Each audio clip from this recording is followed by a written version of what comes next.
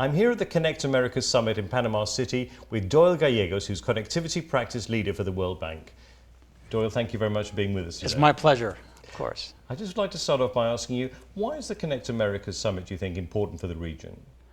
Well, fundamentally, there are still gaps in providing services, ICT services. And as we've seen through a lot of our analytical work, that's really the best way to impact poverty in the region. There is poverty, so this is a great opportunity to bring both parties together, the suppliers and the demanders, and try to put projects together. And what is the bank prioritising in terms of projects that it's supporting, and what are the key aspects of those that are relevant to the Americas region?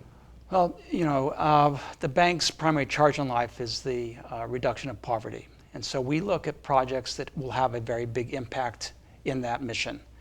And we have found that providing broadband services at the lowest price and the highest quality can have a significant impact on growth, employment, empowering women, gender, a lot of very positive aspects.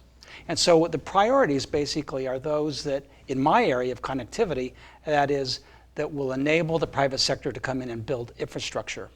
That means getting the laws right, the regulations, so the private sector feels comfortable to come in and build. Is it a particularly challenging region?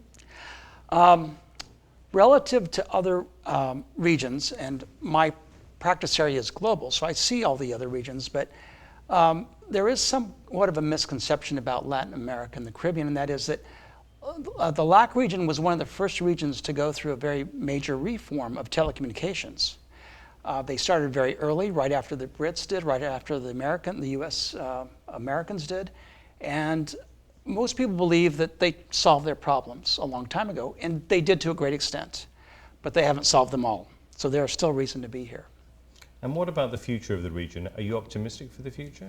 Well, in terms of ICT, vary, because a lot of the fundamental requirements to provide ICT services, such as regulators, laws, are in place.